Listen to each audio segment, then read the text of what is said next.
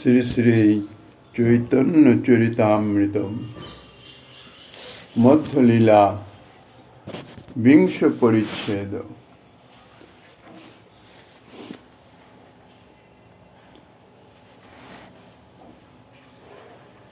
বাপের ধন আছে জ্ঞানে ধন নাহি পায়, তবে সর্বাজ্ঞ কহে তারে প্রাপ্তির উপায়।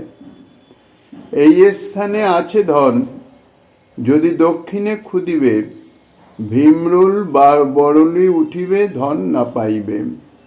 পশ্চিমে খুদিবে তাহা যক্ষ এক হয়, সে বিঘ্ন করিবে ধন হাতে না পড়ায়। উত্তরে খুদিলে আছে কৃষ্ণ অজাগরে, ধন নাহি পাবে খুদিতে গিলিবে তাহারে। পূর্ব দিকে তাতে মাটি অল্প খুদিতে, ধনের জারি পড়িবে তোমার হাতেতে। কলিযুগ পাবন অবতার পরম করুণাময় শ্রী শ্রী গৌরাঙ্গ সুন্দরী পরম অন্তরঙ্গ প্রিয় পার্শ্বদবর্য পূজ্যপাদ শ্রীল কৃষ্ণদাস কবিরাজ গোস্বামী মহাশয় তাহার শ্রী শ্রী চৈতন্য চরিতামৃত নামক শ্রী গ্রন্থের মধ্যলীলার বিংশ পরিচ্ছেদে শ্রীমন মহাপ্রভু কর্তৃক সনাতন শিক্ষা বর্ণনা করিতেছেন। শ্রীমন মহাপ্রভু ইতিপূর্বে বলেছেন, বেদ পুরাণাদি শাস্ত্রে জীবের যে সংসার দুঃখ মোচনের যে উপায় তাহা বর্ণিত আছে। তাহারই একটা প্রাকৃত দৃষ্টান্ত দিয়ে বলেছেন যে একজন দরিদ্র ব্যক্তি তার গৃহে কোনো সর্বজ্ঞ এসে উপস্থিত হয়ে তাকে বলছেন, তুমি বাপু কেন দুঃখ পাইতেছ? মাটির নিচে তোমার পিতার প্রচুর অর্থ আছে, তুমি ওই অর্থ বাহির করিয়া লও, তাহলে তোমার দারিদ্রতা দূর হবে, দুঃখও দূর হবে। ঠিক সেই রকম বেদ পুরাণাদি শাস্ত্রে শ্রী ভগবান বর্ণনা করে দিয়েছেন। দুঃখী লোককে যেমন করে সর্বজ্ঞ উপদেশ করেন, ঠিক সেই রকম সংসার তাপ ও দগ্ধ জীবকে নিরন্তর যাহারা সংসার দুঃখে জর্জরিত, দুঃখ দৈন্য ক্লেশ রোগ আদি ব্যাধি শোক ইত্যাদিতে যাহারা সদা সর্বদাই ক্লিষ্ট দগ্ধ জর্জরিত হয়ে গেছে, সেইরূপ জীবকেও এইসব জ্বালা যন্ত্রণার হাত থেকে মুক্তি হবার, মুক্ত পাবার নির্দেশ করেছেন বেদ পুরাণাদি শাস্ত্র। বেদ পুরাণাদি শাস্ত্রে কি বলেছেন? সর্বজগতের জীবের উদ্দেশ্যে তার উপদেশ হচ্ছে, এই জগতের পিতা অর্থাৎ জীবের পিতা, জগতের পিতা শ্রীকৃষ্ণ তোমার জন্য প্রেমরূপ ধন রেখে দিয়েছেন, কিন্তু সেই প্রেমরূপ ধনের কোনো হদিশ তুমি জানো না। তার কারণ তোমার অপরাধের বা তোমার ভক্তি মুক্তি বাসনার আবরণের নিচে ওই প্রেমধন লুকায়িত হয়ে আছে। এখন সেই লুকানো যে প্রেমধন কোথায় আছে তার সুনির্দিষ্ট কোনো সন্ধান জানা নাই। যেমন প্রাচীনকালে রাজারা মাটির নিচে ধন সম্পদ সব পুঁতে রেখে দিত, গুপ্ত ধন। পরবর্তীকালে কেউ মাটি খনন করে করে সেটি প্রাপ্ত হলেই গুপ্তধন বলে হতো। বা কখনো কোনো নির্দেশ অর্থাৎ পথ নির্দেশ সূত্র আকারে বা সংকেতে তা রেখে যেত, যে সেই সংকেতের লিপির পাঠ উদ্ধার করতে পারলে সে গুপ্তধন তার হস্তগত হবে। ঠিক সেই রকম শাস্ত্রাদি পুরাণেও বর্ণিত আছে যে জীবের অপরাধের বা জীবের যে সসুখ ভোগ বাসনা, সেই সসুখ ভোগ বাসনা বা অপরাধের আবরণের নিচে ওই প্রেমধন লুকায়িত আছে।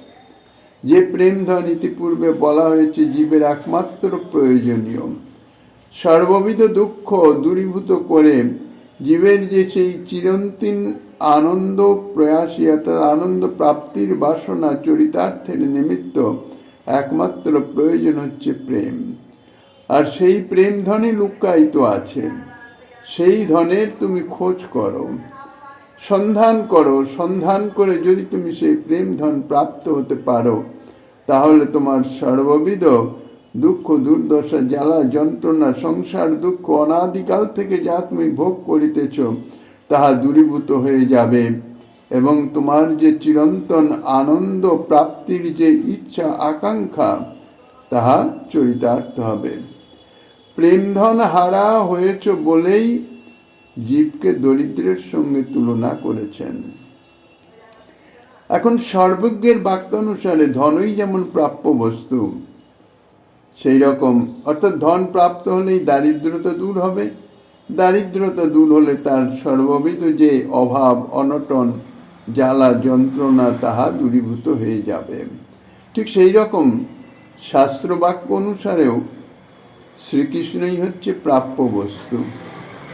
শ্রীকৃষ্ণকে প্রাপ্ত হলে তার সমস্ত কিছু দূরীভূত হয়ে যাবে, আর কোনো কিছু পাওয়ার বাকি থাকবে না। ধন পেলে যেমন আর দারিদ্র দুঃখ থাকে না, শ্রীকৃষ্ণকে অর্থাৎ শ্রীকৃষ্ণ সেবা পেলেও আর তার সংসার দুঃখ থাকে না। তাই বলছেন, বাপের ধন আছে অর্থাৎ পিতৃধন লুকায়িত আছে, এটি জানলেই তো আর তার দারিদ্রতা দূর হয় না। ধন তাকে হস্তগত করতে হবে। সেই রকম শাস্ত্রে বর্ণিত আছে শ্রীকৃষ্ণ হচ্ছে প্রাপ্য বস্তু। শ্রীকৃষ্ণকে যদি তুমি প্রাপ্ত হও, তাহলে অর্থাৎ শ্রীকৃষ্ণ সেবা পাওয়ার জন্যে যে প্রয়োজন সেই প্রেম যদি তুমি প্রাপ্ত হও, তাহলে তোমার আর কোনো দুঃখ থাকবে না, তুমি চির আনন্দ প্রাপ্ত হবে। কিন্তু শাস্ত্রের বাণী এটি জানলে বা শুনলেই তাহাতে তো আর দুঃখ দূর হবে না। যেমন পিতার অনেক ধন মাটির নিচে তাহা লুকায়িত আছে, এটি জানতে পারলেই দারিদ্র দুঃখে অবসান হয় না। মাটি খুঁড়ে ধন বের করতে হবে। ধন হাতে প্রাপ্ত হলে তারপরেই তার দুঃখ দূর হয়। সেই রকম প্রেমের সহিত শ্রীকৃষ্ণ সেবা করতে পারলেই তবেই সংসার দুঃখ দূরীভূত হবে। প্রেমের সহিত শ্রীকৃষ্ণ সেবা করলে সংসার দুঃখ দূরীভূত হবে, একথা জানলে সংসার দুঃখ দূরীভূত হবে না। সেটি হাতে পাওয়া চাই, প্রেম লাভ করা চাই, প্রেম লাভ করে সেই প্রেমের সহিত শ্রীকৃষ্ণ সেবা করা চাই, তবেই তো তার সংসার দুঃখ দূরীভূত হবে। এখন সর্বজ্ঞ যিনি, তিনি সবই জানেন। পিতার ধন আছে যেমন বলছেন, তেমনি পিতার ধন কোন স্থানে আছে সে সম্বন্ধেও সর্বজ্ঞ তাহা জানেন। তাই দরিদ্র ব্যক্তিকে সেটির নির্দেশও দিয়ে দিচ্ছেন, কোন স্থানে মাটির নিচে ধন আছে তাহা বলে দিচ্ছেন, এবং কোন দিক দিয়ে খোদন আরম্ভ করলে কি কি বিপদের আশঙ্কা আছে। মাটির নিচে ধন পোতা আছে এটি জেনে এবার যে কোনো জায়গায় খোঁড়া শুরু করে দিলাম ধনের উদ্দেশ্যে, তাহাতে ধন প্রাপ্তি হবে না। বিভিন্ন স্থানে খুললে তাতে নানান রকম বিপদের আশঙ্কা আছে, আর কোন দিকে খুদেন করলে সহজেই ধন পাওয়া যাবে, ইহা সর্বজ্ঞ জানেন। সর্বজ্ঞ তাহাকে বলে তার ভবিষ্যৎ বিপদের থেকেও সাবধান করে দেন, এবং তার সংসার দুঃখ দূরীকরণের নিমিত্ত ধন কিভাবে তার হাতে আসবে সে সম্বন্ধে উপায়ও বলে দেন। সর্বজ্ঞ বলছেন যে পিতৃধন মাটিতে পোতা আছে, তা লাভ করবার জন্য মাটি খুঁড়তে হবে। এখন কোথায় খুঁড়তে হবে? যদি তুমি দক্ষিণ দিকে খোদন করো তাহলে কিন্তু ধন পাবে না, কেননা সেখানে সে ধন নাই। তবে খোদন করলে তার ফলে বিপদের সম্ভাবনা কি? কেবল ভীমরুল ও বলতা উঠে আসবে, আর তাহাদের দংশনের যন্ত্রণায় ছটফট ছটফট করিতে হইবে। যদি পশ্চিমে খনন করো তাহলেও কিন্তু ধন পাবে না। সেখানে এক যক্ষর অবস্থান আছে, সেই যক্ষ উঠে এসে তোমার ধন প্রাপ্তির বিষয়ে বিঘ্ন জন্মাবে, তোমাকে ভর করবে এবং ভূতাবিষ্টের ন্যায় তোমাকে থাকতে হবে, আর ধন পাওয়ার কোনো চেষ্টাও তুমি করতে পারবে না। আর যদি উত্তরে খনন করো তাহলেও ধন তুমি পাবে না, কেননা উত্তরে এক অজগর সর্প আছে। অজগর সর্পের কাজই হচ্ছে গ্রাস করা, সম্পূর্ণ গ্রাস করে নিবে, তোমার আর অস্তিত্বই থাকবে না। তাহলে বাকি রইল পূর্ব দিক। যদি তুমি পূর্ব দিকে খনন করো তাহলে কিন্তু অল্পমাত্র খনন করলেই ধনের ভাণ্ড তোমার হাতে এসে যাবে। ঠিক সেই রকম শাস্ত্র বলছেন, কর্ম জ্ঞান যোগ ত্যাজি ভক্তে কৃষ্ণ বশ হয় ভক্তে তারে ভজি। 4 রকম সাধনা জগতে প্রচারিত আছে, কর্মমার্গ, জ্ঞান মার্গ, যোগ মার্গ আর ভক্তি মার্গ। যেমন 4 দিক, পশ্চিম, দক্ষিণ, পশ্চিম, উত্তর এবং পূর্ব।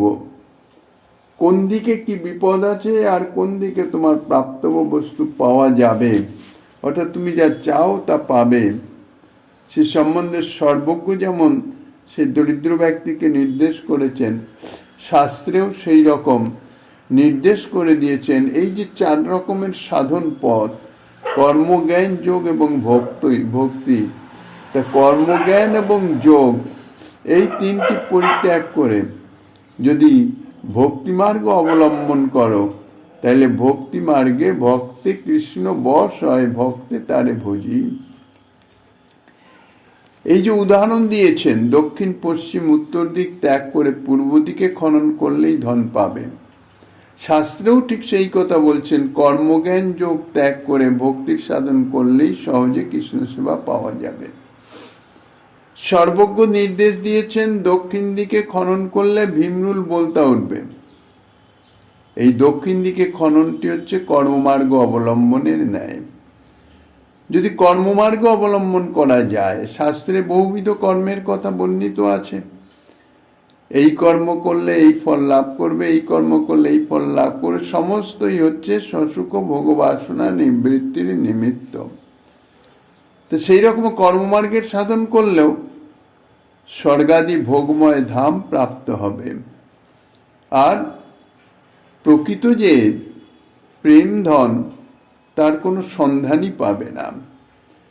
আর স্বর্গাদি ভোগময় ধাম প্রাপ্ত হলে কি হবে, ভীমরুল বলতার যেমন দংশন যন্ত্রণাই ভোগ করতে হয়, সেই রকম যদি স্বর্গেই যাও, স্বর্গসুখ ভোগের নিমিত্ত স্বর্গে দেবদেহ প্রাপ্ত হয়ে স্বর্গে তোমার স্বর্গসুখ প্রাপ্ত হলো, কিন্তু সেখানেও অসুয়াদি জাত যন্ত্রণা বিদ্যমান আছে, ঈর্ষা দেশ ইত্যাদি বিদ্যমান আছে।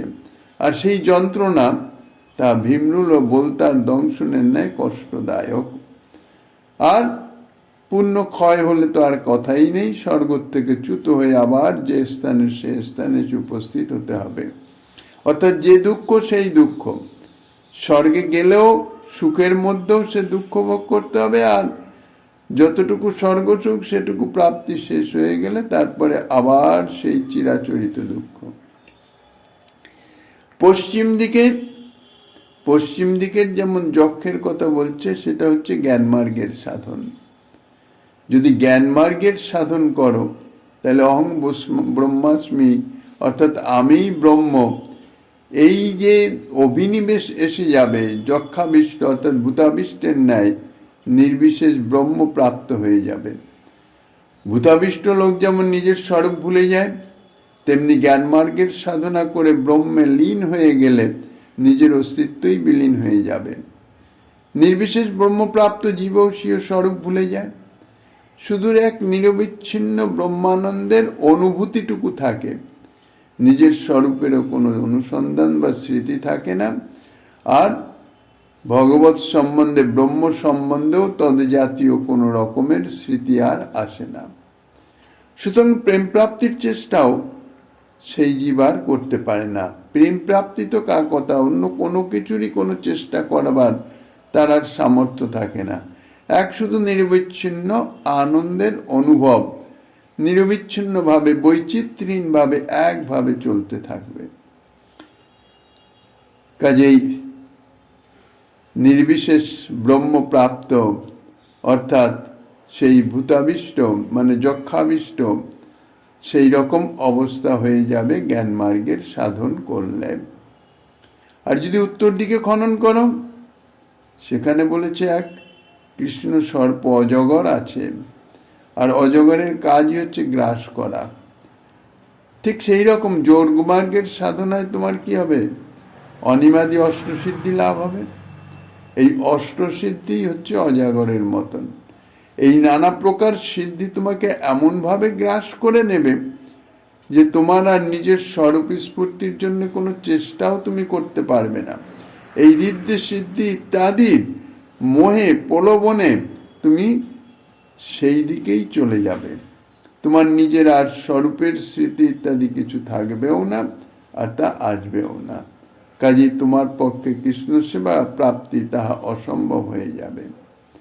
তাহলে কর্মমার্গ, জ্ঞান মার্গ, যোগ মার্গ, তিন মার্গের যে কৃষ্ণ প্রাপ্তির যে বিঘ্ন, কৃষ্ণ প্রাপ্তির যে কোনোভাবে সম্ভব নয়, তাহা বর্ণনা করে এখন বাকি রইল পূর্ব দিক অর্থাৎ ভক্তি মার্গ। পূর্ব দিকে খনন করলে যেমন অতি সহজেই ধন পাওয়া যাবে, কারণ অতি অল্প মাটির নিচেই সেখানেই ধন পোতা আছে, ঠিক সেই রকম ভক্তি মার্গে যদি তুমি সাধনে প্রবৃত্ত হতে পারো, তাহলে অতি সহজেই শ্রীকৃষ্ণ সেবা লাভ হতে পারে। এই যে তিনটে সাধনা, কর্ম, জ্ঞান, যোগ, ইহা দেশ, কাল, পাত্র, যোগ্যতা ইত্যাদির অপেক্ষা রাখে। কর্মমার্গে যাগযজ্ঞ ইত্যাদি করতে হবে, ইষ্টপূর্তি ইত্যাদি করতে হবে, তাহাতে যেমন দ্রব্য শুদ্ধি চাই, তার মধ্যে ক্লেশও আছে, মন্ত্রশুদ্ধি ইত্যাদির অপেক্ষা আছে। জ্ঞান মার্গের সাধনায় তো প্রচণ্ড ক্লেশ, আর যোগ মার্গের সাধনাও প্রচণ্ড ক্লেশ, যোগ সাধনা ইত্যাদি ক্লেশের সহিত সাধনা করার ফলেও যে ফল প্রাপ্ত হয়, তাহাতে নিজের স্বরূপানুবন্ধী যে কৃষ্ণ সেবা তাহা পায় না। কিন্তু ভক্তিমার্গের সাধন অতি সহজ, সকলেই করতে পারে, যে কোনো অবস্থা থেকেই ভক্তি মার্গে প্রবিষ্ট হতে পারে। তাই বলছেন ভক্তিমার্গের সাধন পূর্ব দিকে খনন করলে যেমন অল্প খনন করলেই প্রাপ্ত হয়ে যায়, তেমনি ভক্তিমার্গের সাধন করলে অতি সহজেই শ্রীকৃষ্ণ সেবা লাভ হতে পারে। ভক্তি ব্যতীত অন্য কোনো উপায়ে, অন্য কোনো সাধনেই শ্রীকৃষ্ণ সেবা প্রাপ্ত হওয়া যায় না। তাহার দৃষ্টান্ত স্বরূপ শ্রীমদ্ ভাগবতের শ্লোকের উদ্ধৃতি দিয়েছেন। ন সাধয়তি মাং যোগ, ন সাংখ্যং ধর্ম উদ্ধব, ন সাধ্যায়স তপস ত্যাগ, যথা ভক্তির মমর্জিতা। ভগবান শ্রীকৃষ্ণ তিনি উদ্ধবকে বলেছেন, যোগমার্গ সাধনে আমাকে প্রাপ্ত হওয়া যায় না, সাংখ্য অর্থাৎ জ্ঞান মার্গের সাধনে আমাকে পাওয়া যায় না, সাধ্যায় তপ জপ ইত্যাদি যে কর্মমার্গের সাধনেও আমাকে পাওয়া যায় না, একমাত্র ভক্তিমার্গের সাধনেই আমাকে সর্বতভাবে প্রাপ্ত হওয়া যায়। আরেকটি শ্লোকের উদ্ধৃতি দিয়েছেন, ভক্তাহ মে কয়া গ্রাহ্য, শ্রদ্ধায় আত্মা প্রিয় শতাম, ভগতি পুনাতি মন্নিষ্ঠা, সপাকা নোপি সম্ভবাত। শ্রীকৃষ্ণ উদ্ধবকে বলছেন, সাধুদিগের আত্মা এবং প্রিয় আমি কেবলমাত্র শ্রদ্ধার সহিত অনুষ্ঠিতা ভক্তি দ্বারাই বশীভূত হই। আমাতে নিষ্ঠা প্রাপ্তা ভক্তি কুকুরভোজী নীচ ব্যক্তিকেও জাতিদোষ থেকে পবিত্র করে থাকে। এই শ্লোকে শ্রী ভগবান বলছেন একয়া, একমাত্র, ভক্তাও মে কয়া। একয়া মানে একমাত্র। এই একমাত্র শব্দের তাৎপর্য এই যে শ্রীকৃষ্ণকে বশীভূত করতে হলে, অর্থাৎ শ্রীকৃষ্ণ সেবা লাভ করতে হলে একমাত্র ভক্তির সাধনই করতে হবে, কেননা একমাত্র ভক্তিরই তিনি বশীভূত। কর্মজ্ঞান যোগ ইত্যাদি কোন সাধনায় শ্রীকৃষ্ণ বশীভূত নহেন। বশীভূত তো দূরে থাক, শ্রীকৃষ্ণকে প্রাপ্তও হওয়া যায় না। শ্রীকৃষ্ণ প্রাপ্তি অর্থাৎ শ্রীকৃষ্ণ সেবা প্রাপ্তি, শ্রীকৃষ্ণ সেবা প্রাপ্তও হওয়া যায় না। কেননা কর্মমার্গ, জ্ঞানমার্গ, যোগমার্গের সাধনে কামনা থাকে, অর্থাৎ কিছু প্রাপ্তি উদ্দেশ্যে সাধন হয়। এখন সাধন যদি সমাপ্ত হয়ে যায়, অর্থাৎ ঠিক হয়ে যায়, তাহলে সিদ্ধিতে সেই প্রাপ্তব্য বস্তুই প্রাপ্ত হওয়া যায়, শ্রীকৃষ্ণ প্রাপ্ত হওয়া যায় না। এই জন্য শ্রীকৃষ্ণ জ্ঞানাদির বশীভূতও নয়, শ্রীকৃষ্ণকে প্রাপ্ত হওয়া যায় না।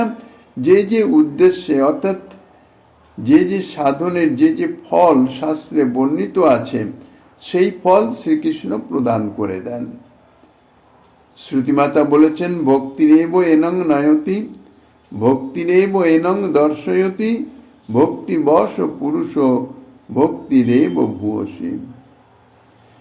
ভক্তিরেব এনং নয়তি, একমাত্র ভক্তি শ্রীকৃষ্ণের সান্নিধ্যে পৌঁছানো যায়, জ্ঞান যোগাদি নহে। জীবকে ভগবানের চরণ সান্নিধ্যে পৌঁছাতে পারে একমাত্র ভক্তি। ভক্তিরেব এনং দর্শয়তি, অর্থাৎ একমাত্র ভক্তি জীবকে ভগবত দর্শন করাতে পারে। ভক্তি সাধনের মাধ্যমেই জীব ভগবত চরণে পৌঁছে ভগবত চরণ সান্নিধ্যে উপনীত হয়ে শ্রীকৃষ্ণের সাক্ষাৎ দর্শন প্রাপ্ত হতে পারে। ভক্তিবশ পুরুষ, শ্রীকৃষ্ণ অর্থাৎ ভগবান, তিনি ভক্তিরই বশীভূত, ভক্তিতেই তিনি বশীভূত হয়ে যান। ভক্তি জ্ঞান যোগাদি নহে, ভূয়সী, অর্থাৎ ভক্তি পরমব্রহ্মকে পর্যন্ত বশীভূত করতে পারে। এই জন্যে ভক্তিরই সদা সর্বদা শ্রেষ্ঠতা। গীতাতেও স্বয়ং শ্রীকৃষ্ণ বলেছেন, ভক্তা মাম অভিজানাতি, অর্থাৎ একমাত্র ভক্তি দ্বারাই আমাকে সম্যক রূপে জানা যায়। শ্রীমদ্ ভাগবতেও শ্রীকৃষ্ণ বলেছেন, ভক্তা ও মে কয়া গ্রাহ্য, একমাত্র ভক্তি দ্বারাই আমি গ্রাহ্য, অর্থাৎ বশীভূত হই, আমাকে অনুভব করতে পারে, আমি অনুভূত হই। এখন এই শ্রদ্ধাপূর্বক ভক্তি সাধনের যে ক্রম শ্রীরূপ গোস্বামীপাদ বর্ণনা করেছেন, তাহাতে প্রথমেই আছে শ্রদ্ধা, আদৌ শ্রদ্ধা। তাহলে এই ভক্তিমার্গের যে কোনো অনুষ্ঠান করতে গেলে শ্রদ্ধার অপেক্ষা আছে।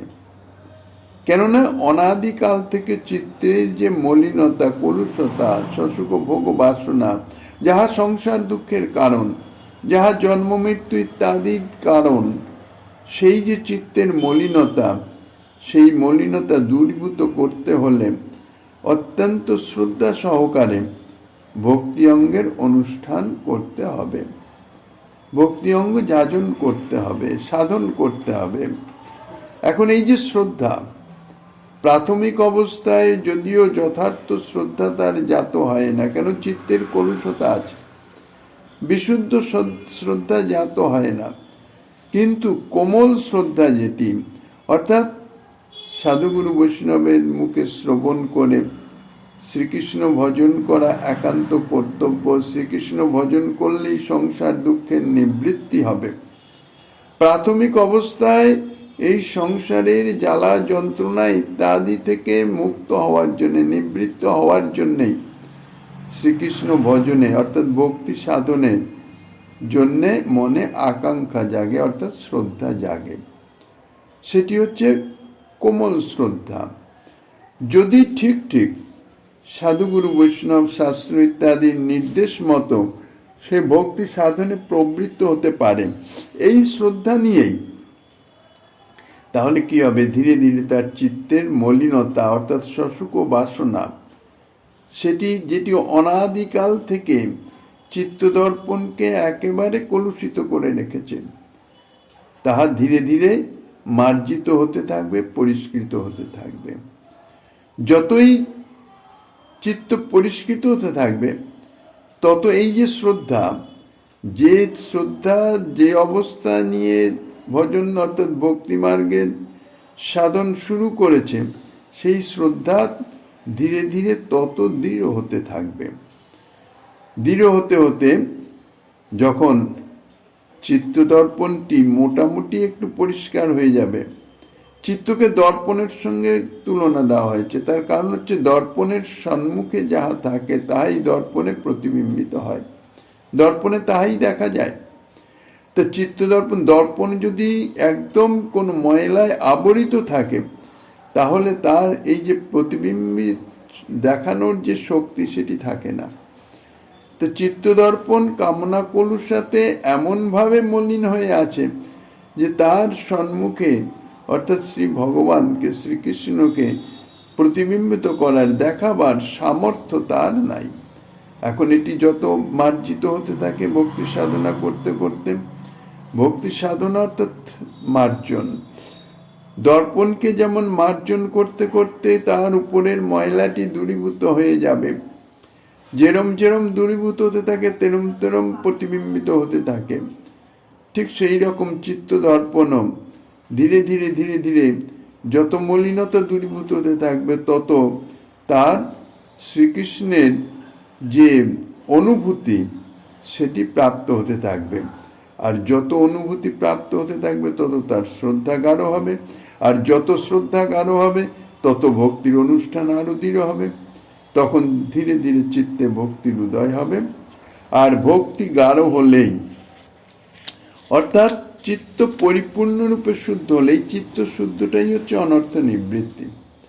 সম্পূর্ণরূপে দর্পণ যেমন সম্পূর্ণরূপে মলিনতা দূরীভূত হয়ে গেলে একদম পরিষ্কার স্বচ্ছ, সেখানে কোনো রকম আর কোনো কালি বা ময়লার কোনো চিহ্নই নাই, তাহাতে যেমন একদম পরিষ্কার প্রতিবিম্ব ফুটে ওঠে, ঠিক সেই রকম ভক্তি যাজন করতে করতে, ভজন ক্রিয়া করতে করতে যখন অনর্থ সম্যক রূপে নিবৃত্ত হয়ে যাবে, তখন যেমন শ্রদ্ধা দৃঢ় হবে, তখন ভজনে নিষ্ঠা হবে, দৃঢ় শ্রদ্ধা সহকারে নিষ্ঠা হবে, এবং নিষ্ঠা সহকারে ভজন করতে করতে আর রুচি আসক্তি স্তর অতিক্রম করে ভাব স্তরে পৌঁছে যাবে, রতি স্তরে পৌঁছে যাবে, এবং তারপরই প্রেম প্রাপ্ত হয়ে যাবে, যে প্রেমের বশীভূত স্বয়ং ভগবান শ্রীকৃষ্ণ।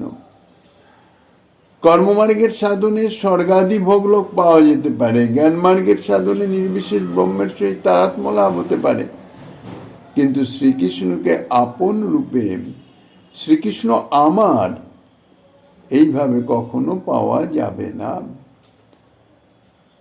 কেবলমাত্র কৃষ্ণ প্রাপ্তি বিষয়ে যে ভক্তিরই অপূর্ব বৈশিষ্ট্য তাহা নহে, ভক্তির অনেক গুণ, অনেক সামর্থ্য। পাপ নাশকত্বের দিক দিয়েও যোগ জ্ঞানাদি থেকে ভক্তির বিশেষ বৈশিষ্ট্য আছে। কর্মফল অনুসারেই তো জীব নানাজনিতে ভ্রমণ করে। ব্রাহ্মণ, ক্ষত্রিয়, বৈশ্য, শূদ্র এবং শূদ্রেতর জাতি অর্থাৎ অত্যন্ত নিচ অন্তজ জাতি, সেই সব জায়গায় জন্মগ্রহণ করতে হয় কর্মফলে। এই যে অত্যন্ত নিচ কুলে জন্ম, ইহা অত্যন্ত নিচ কর্মের ফলেই প্রাপ্ত হয়। হীন কর্মের ফলে অত্যন্ত নিচকুল, চণ্ডাল আদি নিচকুলে তার জন্ম হয়, ইহাকে জাতি দোষ বলে। ব্রাহ্মণ, ক্ষত্রিয়, বৈশ্য, শূদ্র জাতি তো বর্ণ, সেই বর্ণ দোষার। কিন্তু শ্রীকৃষ্ণ ভজনে এই জাতিকুল ইত্যাদির কোনো বিচার নাই, কেননা জীব স্বরূপত তো কৃষ্ণ দাস। এই জাতি কুল ইহা তো তার দেহের পরিচয়, তার স্বরূপের পরিচয় তো নয়।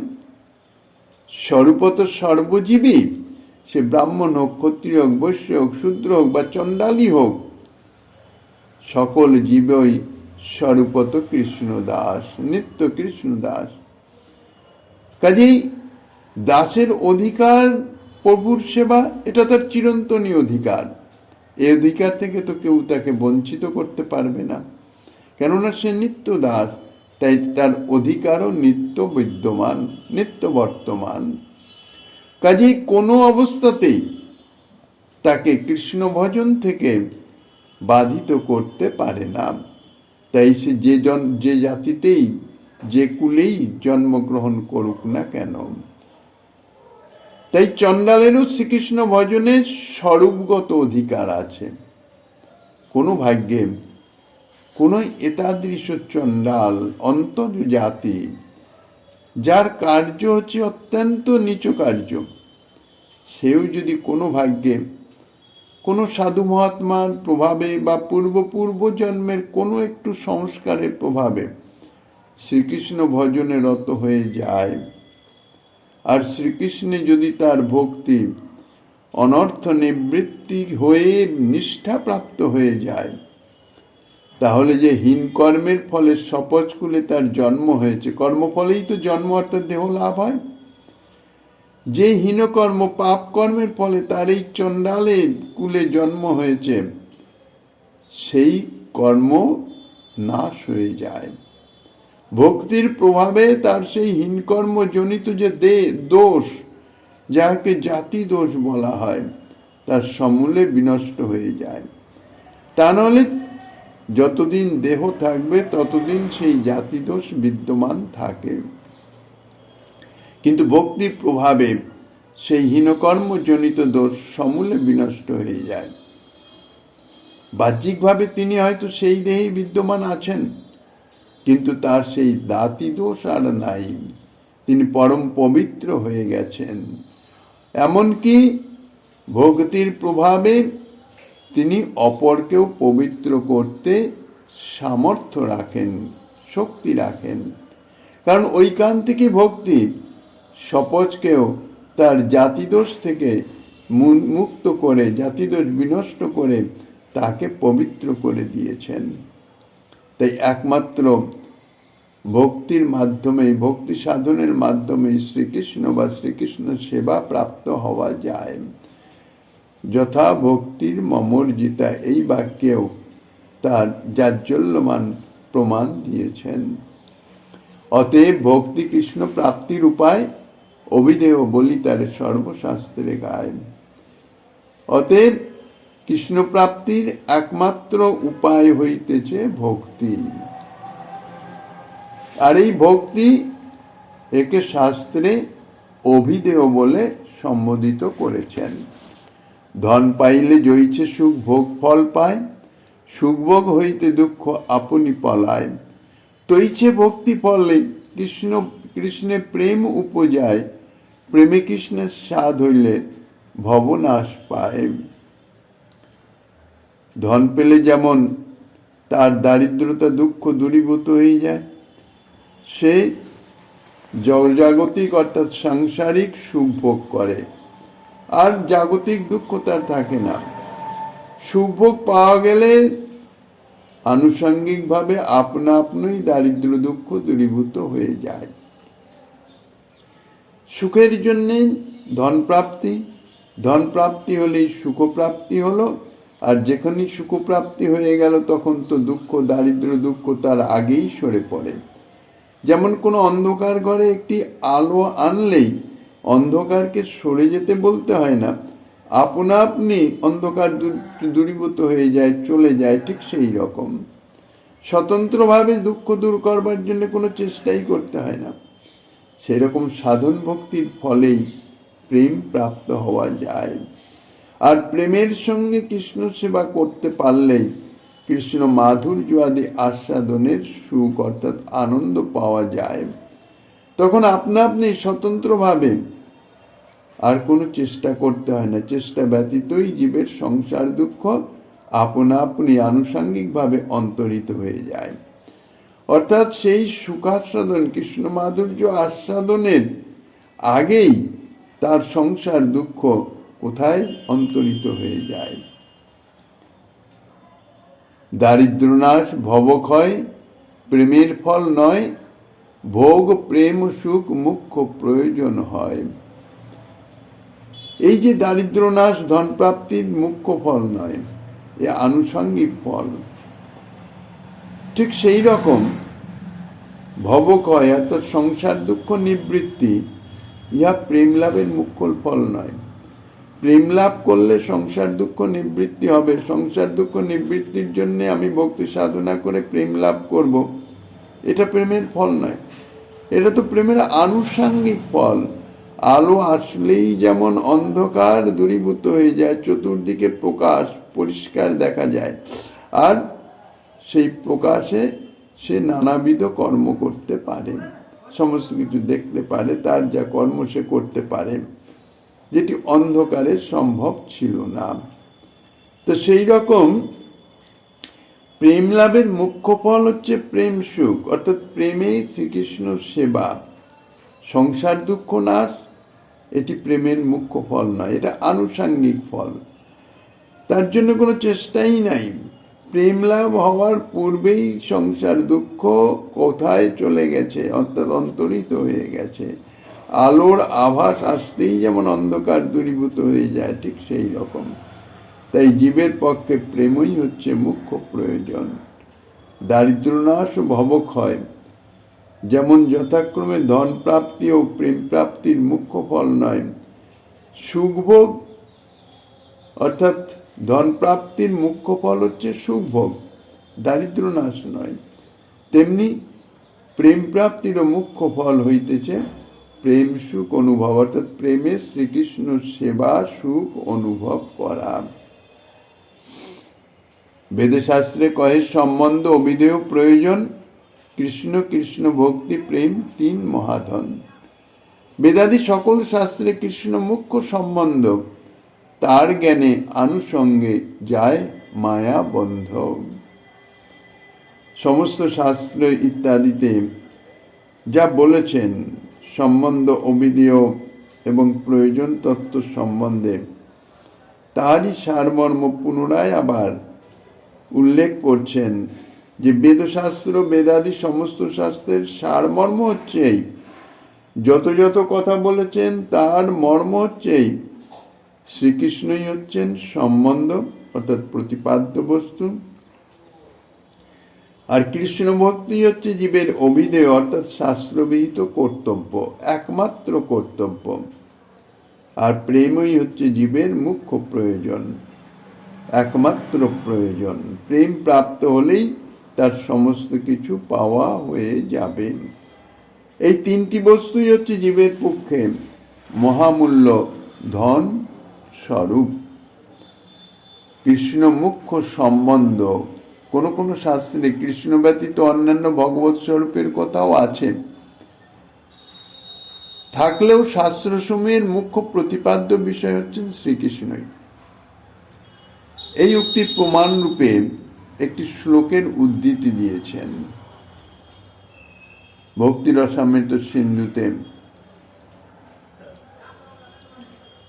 ব্যামোহায় চরাচরস্য জগতস্য তে তে পুরাণা গমাস তং তমেব হি দেবতাং পরমিকং জল্পন্তু কল্পাবধি। সিদ্ধান্তে পুনরেক এব ভগবান বিষ্ণু সমস্ত আগম ব্যাপারেষু বিবেচন ব্যতিকরং নিতেষু নিশ্চয়তে।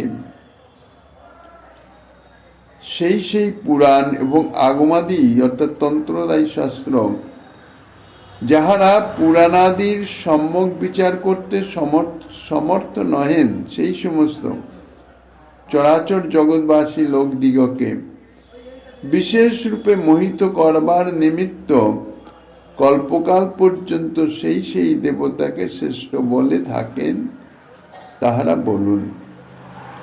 কিন্তু সমস্ত আগমাদি শাস্ত্রে রূঢ়ি প্রভৃতি বৃত্তিসমূহ বিচারাশক্তি প্রাপ্ত হলে, অর্থাৎ রূঢ়ি প্রভৃতি বৃত্তি দ্বারা আগমাদি শাস্ত্রের যদি সম্যক বিচার করতে পারা যায়, তাহলে যে সিদ্ধান্ত উপনীত হওয়া যাবে সেই সিদ্ধান্ত অনুসারে একমাত্র ভগবান বিষ্ণুই হচ্ছেন সর্বশ্রেষ্ঠ এবং ভগবান বিষ্ণুরই একমাত্র আরাধনা করা উচিত।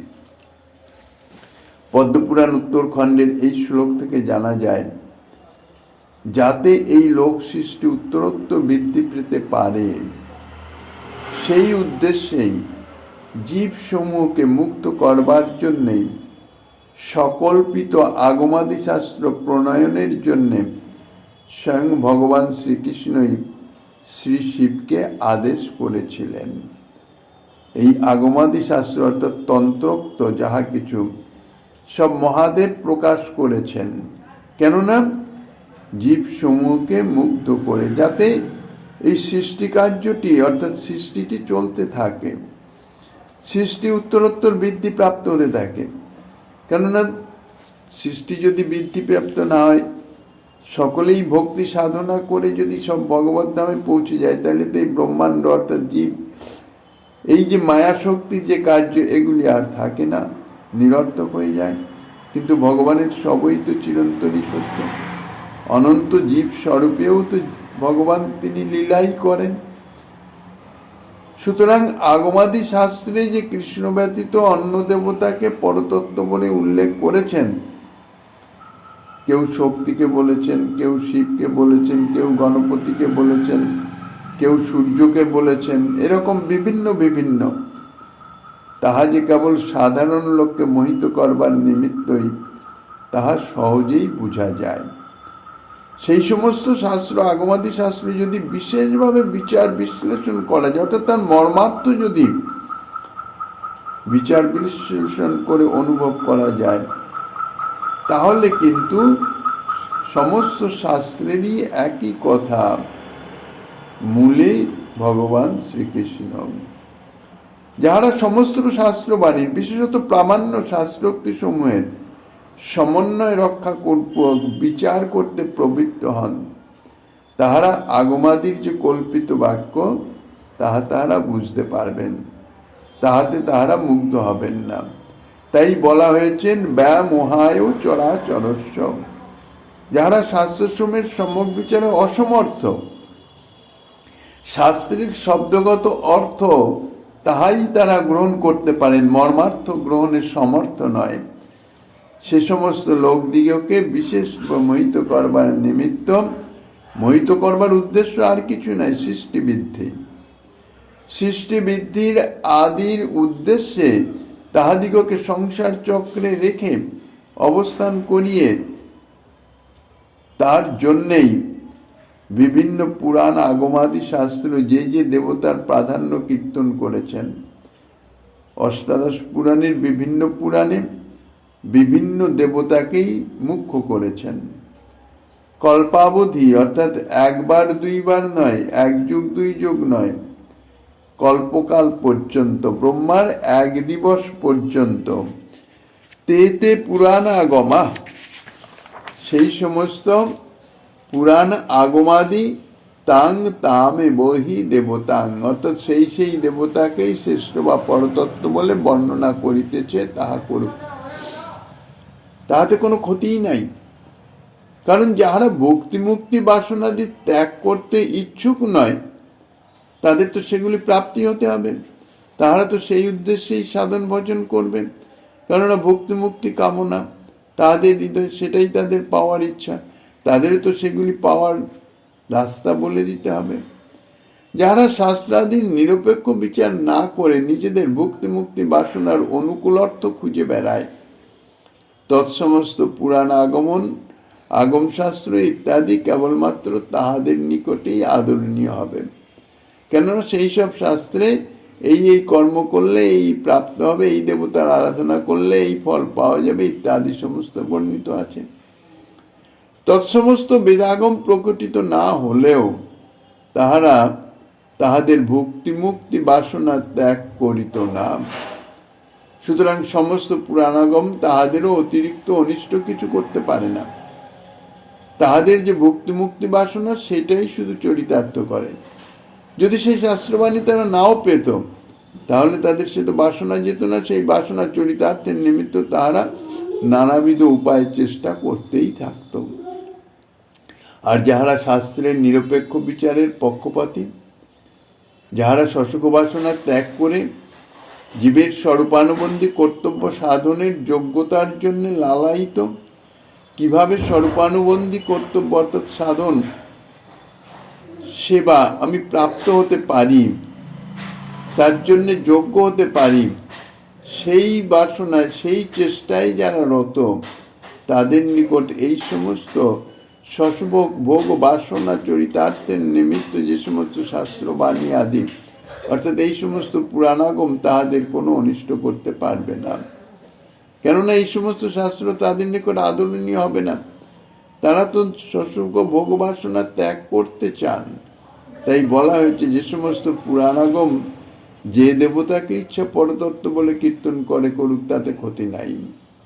কিন্তু সমস্ত আগম ব্যাপার এসু, আগমাদি শাস্ত্রে যে সমস্ত ব্যাপার বা বিষয় বর্ণিত হয়েছে, সে সমস্ত বিষয়ে যদি বিবেচন ব্যতিকরণ নিতেষু, বিবেচনার সহিত বিচারের সহিত ব্যতিকরকে অর্থাৎ আসঙ্গকে প্রাপ্ত হয়, যদি রূঢ়িয়াদি বৃত্তি দ্বারা নিরপেক্ষ বিচারের বিষয়ীভূত হয়, তাহলে যে সিদ্ধান্ত উপনীত হওয়া যাবে, সেই সিদ্ধান্তে অর্থাৎ সিদ্ধান্ত অনুসারে একমাত্র ভগবান বিষ্ণুই পরতত্ত্ব বলে নিশ্চিত হবেন। বস্তুত বিভিন্ন অধিকারী লোকের জন্যেই বিভিন্ন শাস্ত্রে বিভিন্ন কথা বর্ণিত আছে। গৌণ মুখ্য ব্যক্তিকে অন্যায় ব্যতি রেখে বেদের প্রতিজ্ঞা কেবল কহয় কৃষ্ণকে। গৌণী বৃত্তি অর্থাৎ তাৎপর্য বৃত্তি, মুখ্য বৃত্তি অর্থাৎ অভিধা বৃত্তি সাক্ষাৎ রূপে। এই গৌণ বৃত্তি বা মুখ্য বৃত্তি যেভাবেই হোক শ্রীকৃষ্ণই প্রাপ্য বস্তু, এ কথাই বেদ বলেছেন।